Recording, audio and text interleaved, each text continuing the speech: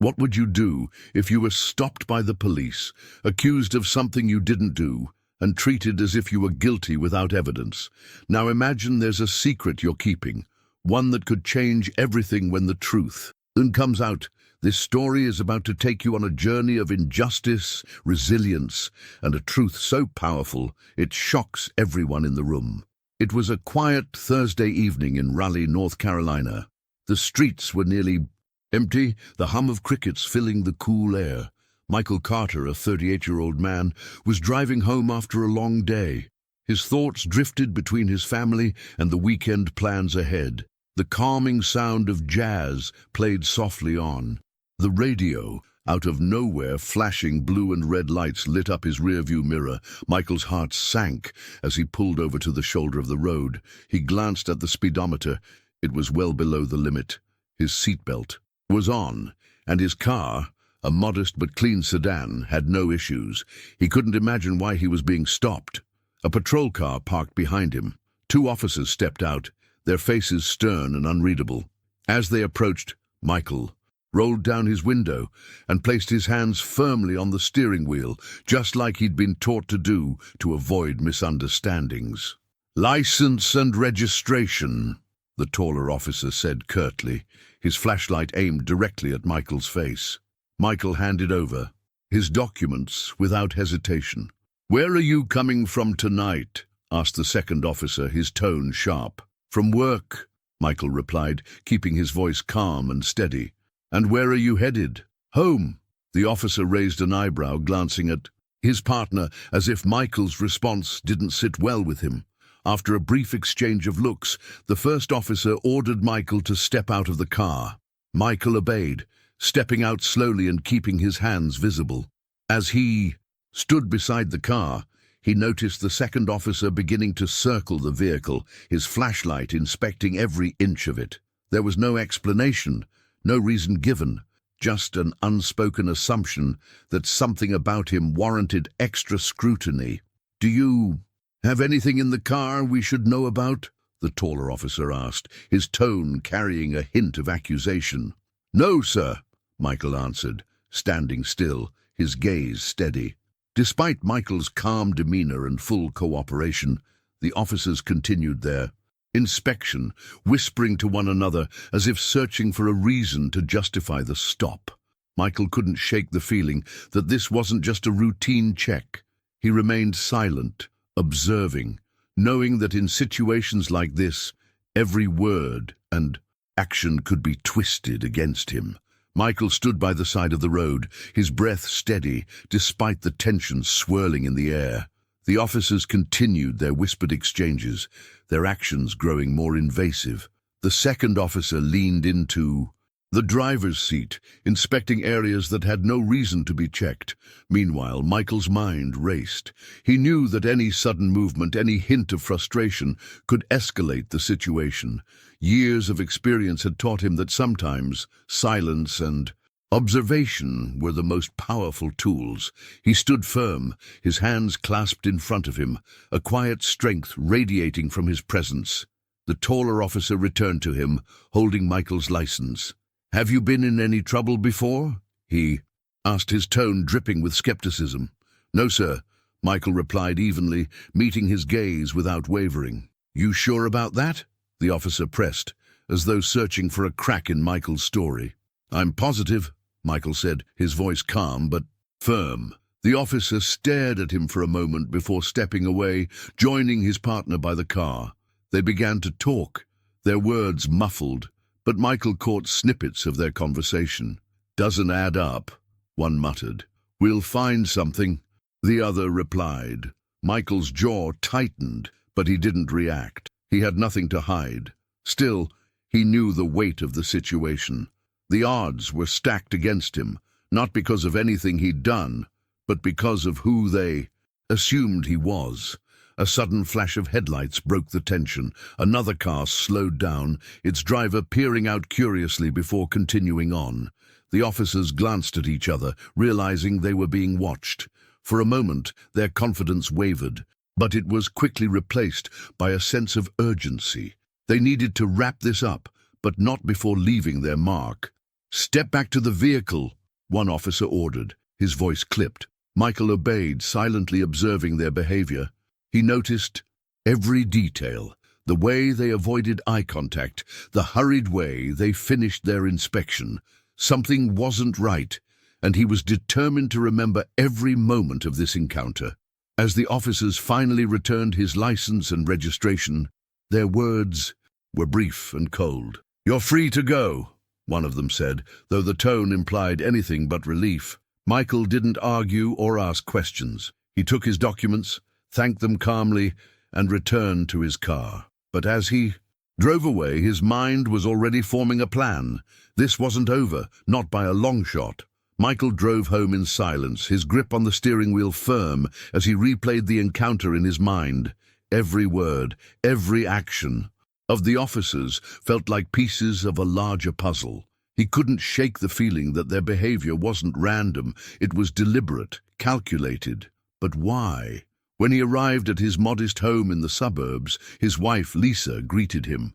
At the door, her smile faded the moment she saw his expression. "Michael, what happened?" she asked, concern etched across her face. "Pulled over," he said simply, hanging his coat on the rack. "For no reason." Lisa's lips tightened. This wasn't the first time, and they both knew it wouldn't be the last. Michael sat down at the dining table, his eyes distant. Lisa placed a hand on his shoulder. "Did they—" she began, but he shook his head. "No, but it wasn't right," he said. "They were looking for something, anything, and I don't think they'll let it go." Lisa nodded, her own experiences echoing his fears. "What are you going to do?" "I need to be ready," Michael said, his voice calm but resolute. "If this happens again, I need proof." The next day, Michael took action. He installed a dashcam in his car, ensuring that any future encounters would be recorded. He reviewed the laws surrounding traffic. Stops, arming himself with knowledge. Quietly, methodically, he began documenting everything, his interactions, his routes, even the smallest details of his daily life. Meanwhile, the officers who had stopped him were not done. At the station, their report was filed with subtle but telling language. Subject appeared nervous, potential for suspicious activity. It was vague enough to avoid scrutiny, but pointed enough to raise eyebrows among their peers. Officer Daniels, the taller of the two, leaned back in his chair as he spoke to his partner, Officer Hill. "He didn't seem right," Daniels said, tapping his pen against the desk. "Yeah, but nothing stuck," Hill replied. "Guy's clean." "For now," Daniels muttered, a smirk creeping onto his face. "People like him always slip up eventually." What they didn't realize was that Michael was not just another target. While they were busy planning their next move, he was preparing his own. His calm demeanor during the stop wasn't just patience, it was strategy. And soon, their assumptions would lead them into a confrontation they never expected. Michael's life carried on as usual, or so it seemed. While he went about his daily routine, he was quietly preparing for the possibility of another encounter. The dashcam in his car was only the beginning. He upgraded it to include multiple angles, ensuring no part of his interactions would go unrecorded. He also reached out to an old friend, a lawyer named Greg Thompson, who had experience with civil rights cases. Over coffee, Greg listened intently as Michael recounted every detail of the traffic stop. "They didn't find anything, but it was the way they handled it," Michael said, his voice steady. "It wasn't about the law. It was about intimidation." Greg nodded, scribbling notes in a small leather notebook. "Look, Michael, you did the right thing by staying calm, but we need to be proactive. If this happens again, and I have a feeling it will, we'll be ready to challenge it." Michael left the meeting with a renewed sense of determination. He wasn't just protecting himself, he was standing up to a system that had failed so many before him. He researched similar cases, studied his rights, and even began taking mental notes on the behavior patterns of the officers who stopped him. Every detail, no matter how small, could become a crucial piece of evidence. Meanwhile, Officers Daniels and Hill were setting their sights on Michael once more. They began casually driving through his neighborhood, lingering near his house under the guise of patrols. Their intent was clear: to rattle him, to make him slip. But every time they drove by, Michael simply watched from his porch, his expression unreadable. One evening, as Michael was returning from the grocery store, the familiar blue and red lights appeared in his rearview mirror. This time, he was ready. He pulled over calmly, hit the button to start his dashcam, recording, and waited with his hands on the wheel. Daniels approached the window, his flashlight shining directly into Michael's eyes. "Evening? You know why I stopped you?" he asked, his tone almost mocking. "No, officer," Michael replied, his voice steady. "But I'm sure you're going to tell me." Hill circled the car, peering into the windows with exaggerated interest. "Mind if we take a look inside?" Daniels asked. "Yes, I do mind," Michael said firmly. "Unless you have a warrant or probable cause, I believe this stop is over." Daniels' smirk faltered, but he quickly recovered. "Just doing our job, sir. No need to be defensive." Michael remained silent, watching as the officers retreated to their patrol car. His dashcam had captured everything, from their initial approach to their thinly veiled threats. It was exactly what he needed. Later that night, Michael sent the footage to Greg, who watched it with a mix of anger and admiration. "This is gold," Greg said over the phone. "We're not just going to defend you, we're going to take them down." Michael hung up, staring out the window at the quiet street. He knew the fight ahead wouldn't be easy, but he was ready. The officers thought they could intimidate him, but they underestimated one crucial thing.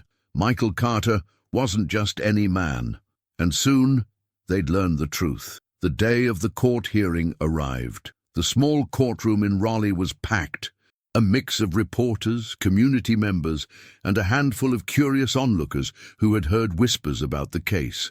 Officers Daniels and Hill sat at one table, their confident expressions a stark contrast to the unease building in the room. They believed they had the upper hand, a belief rooted in years of operating without challenge.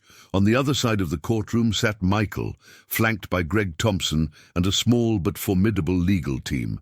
Michael's expression was calm, resolute, and unreadable, just as it had been during their encounters. But underneath, he felt the weight of every person who had been in his position and hadn't had the resources to fight back. The trial began with routine opening statements.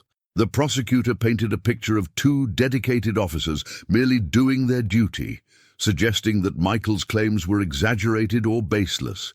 But when it was Greg's turn, the atmosphere shifted. "Ladies and gentlemen of the jury," Greg began, his voice steady but commanding. "This is not just a case about one man's rights being violated.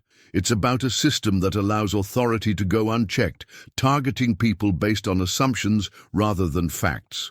Today, we will show you the truth, a truth that these officers never expected to face." The evidence was methodically presented. First, Michael's dashcam footage played on a large screen, showing the officers' invasive behavior during both stops. The jury watched as Daniels's smirk and Hill's unwarranted inspections told a story that words couldn't. Next came Michael's testimony. He recounted the incidents with precision, his voice unwavering. The room hung on every word, captivated by his composure and the quiet strength that seemed to radiate from him. The turning point came when Greg introduced a surprise witness, a fellow officer who had worked with Daniels and Hill. The officer hesitated briefly before stepping forward, but his testimony was damning. He detailed a history of similar behavior from the two, painting a picture of officers who used their badges to intimidate rather than protect. Daniels and Hill shifted uncomfortably in their seats as the evidence piled up. Their confidence began to crack when Greg produced internal documents obtained through legal channels that highlighted complaints against the two officers. Most had been swept under the rug until now. By the time closing arguments began, the jury's expressions made it clear they had seen enough. Greg's final words struck a powerful chord. "This isn't just about Michael Carter. It's about accountability. It's about ensuring that no one, regardless of their status or race, has to face the kind of treatment you've seen here today. Let justice speak louder than fear. The jury deliberated for just under 2 hours. When they returned, the verdict was unanimous. Both officers were found guilty of misconduct and abuse of power. The judge's ruling was swift and firm, ordering disciplinary action and opening the door for further investigations into their conduct. As the courtroom emptied, reporters rushed to Michael, but he kept his responses brief. His actions had spoken louder than words, and his victory was a powerful statement against injustice. The verdict echoed far beyond the walls of the courtroom. News outlets across the country reported on the case, highlighting the courage of a man who stood up against systemic injustice. Michael Carter became a symbol of resilience and accountability, though he never sought fame. For him, it was never about attention. It was about doing what was right. In the days following the trial, changes began to ripple through the local police department. An internal investigation was launched, and new policies were implemented to prevent similar abuses of power. Officers Daniels and Hill were suspended indefinitely, and their actions sparked a broader conversation about the need for reform. At home, Michael found solace in the quiet moments with his wife and children. Sitting on the porch one evening, Lisa looked at him with pride. "You did it, Michael," she said softly. "We did it," he replied, taking her hand. "This fight wasn't just for me. It was for everyone who's been treated unfairly and never had the chance to fight back." The case inspired others to come forward with their own stories, fueling a growing movement for justice and equality. Michael was often invited to speak at community events and advocacy groups, but he remained humble, always, focusing on the bigger picture. "I'm not a hero," he said during one such event. "I'm just a man who believed in standing up for what's right, and if my story can inspire others to do the same, then it was worth every challenge." The story of Michael Carter became a lesson for many, a reminder that courage, preparation, and integrity could prevail, even in the face of seemingly insurmountable odds. It left people reflecting on their own values, questioning the systems around them, and, most importantly, believing that change was possible. What do you think about this story? Have you ever witnessed or experienced a moment of injustice that changed your perspective? Share your thoughts in the comments below. And don't forget to subscribe for more powerful stories like this one. We'll see you in the next video.